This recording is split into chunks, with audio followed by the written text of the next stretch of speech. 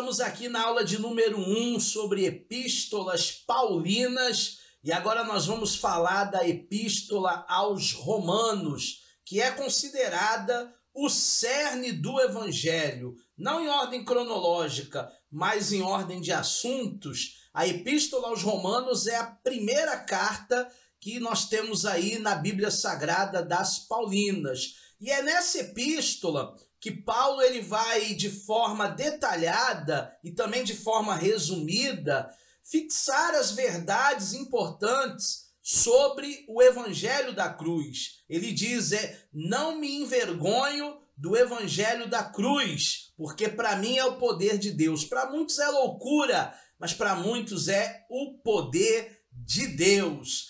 Romanos destaca o fato de que pelo intermédio da morte expiatória de Jesus Cristo, pessoas pecaminosas podem ser restauradas no seu relacionamento com Deus. Então não importa o passado de alguém, se alguém se render a Cristo, se alguém olhar para Jesus, autor e consumador da nossa fé, e se arrepender de fato dos seus pecados, o Senhor as lava, o Senhor as purifica e ela terá restaurada a comunhão que foi perdida com Deus lá no Éden.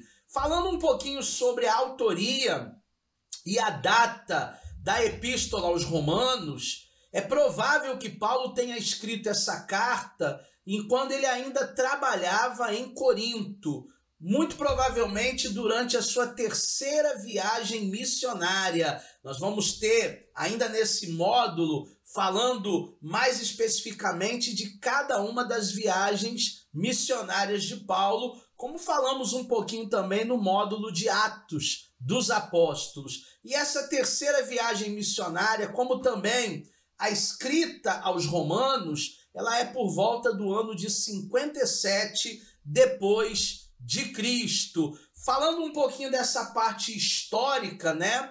Roma tinha uma grande comunidade judaica nesse período, nessa época. É possível que por volta de 50, 55, 60, essa comunidade tenha se dividido por causa dos ensinamentos de Cristo. Muitos ortodoxos ficaram apenas com o ensino do judaísmo, outros olharam para Jesus e entenderam que Jesus ele é a fonte, né? Que Jesus ele é de fato o Filho de Deus. Paulo ele visita Roma, mas não da maneira como ele esperava, porque em Roma ele fica preso, ainda que seja uma prisão domiciliar, ele fica algum tempo preso e ali ele aproveita, né, para redigir algumas cartas e para colocar em voga ali alguns ensinamentos através de epístolas. Fazendo um esboço da epístola aos Romanos, nós temos uma boa introdução no capítulo 1, dos versículos 1 ao 17. Depois nós teremos uma temática sobre o pecado e o julgamento no capítulo 1, do verso 18 até o capítulo 3, no verso 20. Sabemos que todo pecado tem uma consequência. Depois Paulo vai falar sobre a graça e sobre a fé, lá em Romanos, no capítulo 3, verso 21, até o capítulo 5, verso 21, lembrando que a salvação ela não é por obras, a salvação é pela fé, como diz Romanos. Ele fala também da morte e da nova vida em Cristo, a partir do capítulo 6, verso 1, até o capítulo 8, versículo 39. Nós temos ainda dentro desse bojo de esboço Israel e os gentios, capítulo 9, verso 1, até o capítulo 11, verso 36, lembrando que todos que não são judeus, todos que não são israelitas, são gentios. Também ele fala do serviço e do amor, que é a diaconia, no capítulo 12, verso 1, até o capítulo 15, verso 13. E por último, ele vai fazer aí um fechamento, né, um grande finale dos comentários finais em Romanos, que vão ali do capítulo 15, verso 14, até o capítulo 16, que é o último capítulo do livro, versículo 27. A epístola aos Romanos, ela traz alguns temas essenciais para a nossa vida. Primeiro, ela vai tratar da pecaminosidade do ser humano, porque todos pecaram e destituídos foram da glória de Deus, da presença de Deus. Fala do sacrifício de Cristo, o sacrifício expiatório, o sacrifício substitutivo. Era para nós termos morrido na cruz pelos nossos delitos e pecados, mas ele nos amou primeiro e ele se entregou por nós. Vai falar também de uma temática muito interessante, que é a submissão à fé, porque a fé, ela faz com que cada um de nós sejamos submissos. Você vê que Abraão, pai da fé, ele não teve coragem de negar o seu único filho, né? O filho tão esperado da promessa para Deus. Temos também a supremacia de Deus, que é a graça, que é o amor, e a posição de Israel, visto que nós, como cristãos, estamos aí debaixo de uma eterna aliança que é superior à aliança judaica. A epístola aos Romanos também vai falar sobre... Voltei, né? Eu tenho que ir para frente, não voltar.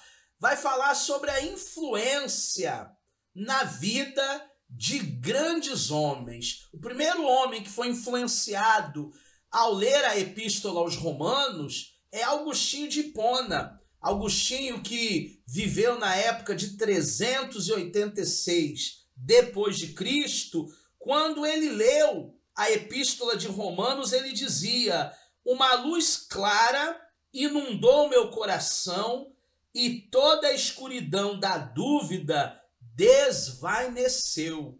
Veja que Agostinho de Hipona recebeu uma iluminação após ler essa carta aos Romanos. O segundo grande expoente é Martinho Lutero, um dos precursores da Reforma Protestante, em 1517, e um pouquinho antes, 4 anos antes, 1513, ele leu lá no seu doutorado a carta aos Romanos e muita coisa mudou. Ele dizia assim, Lutero: estudei de dia e de noite até aprender a verdade, o que significa que eu estava certo com Deus. E também um grande avivalista do século XVIII, chamado John Wesley, foi influenciado pela epístola de Paulo aos Romanos. Em 1738, John Wesley, ele leu as Escrituras, ele leu a carta aos Romanos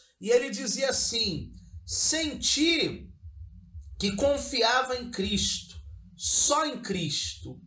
Foi-me concedida uma certeza de que ele pregara meus pecados e me salvara da lei do pecado e da morte. Que coisa linda a influência dessa epístola na vida de Wesley, na vida de Lutero, na vida de Agostinho, na vida do próprio Calbart, anos depois. Qual é a relevância, então, professor, já caminhando para o fechamento dessa aula, da epístola aos Romanos? Nós temos ensinamentos aqui profundos, que é a doutrina da salvação. Você vai ter um módulo ainda nesse curso que nós chamamos de soteriologia. Soteriologia é a doutrina da salvação. E você vai entender que a base da salvação é Romanos. Justificação, regeneração, tudo aquilo que vimos em soteriologia e tudo aquilo que você ainda vai estudar, a base dessa doutrina de salvação, esses ensinamentos profundos, vem da epístola aos Romanos. Temos também questões prementes, que é mudança de vida, né? Uma vez que a pessoa entrega a sua vida a Deus, ela não vai viver mais da mesma maneira que ela vivia antes. Ela vai passar a viver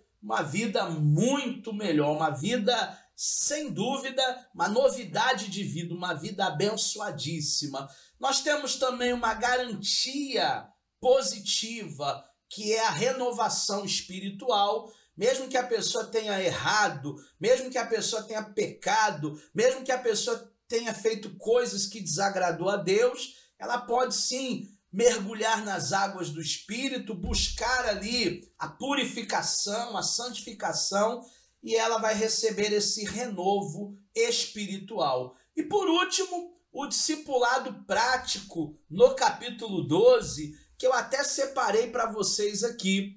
O amor é firmemente o padrão de Deus e não para o mundo. Então nós devemos amar e o amor vai ser esse padrão, né? Firmemente, não para o mundo, mas para nós que somos de Deus, dentro de um discipulado prático. Ser humilde, não procurar viver, né, naquele extremismo de espiritualidade, porque isso é prejudicial.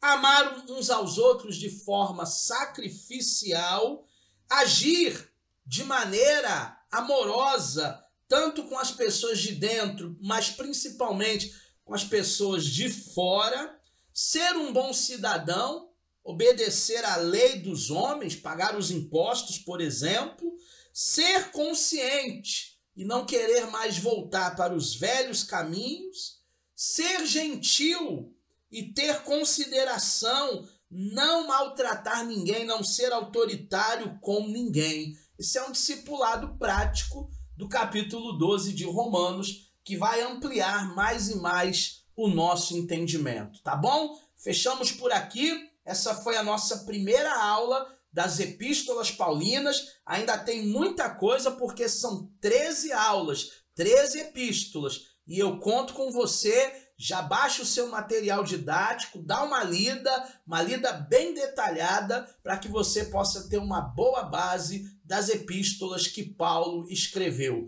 Bons estudos, até a próxima aula.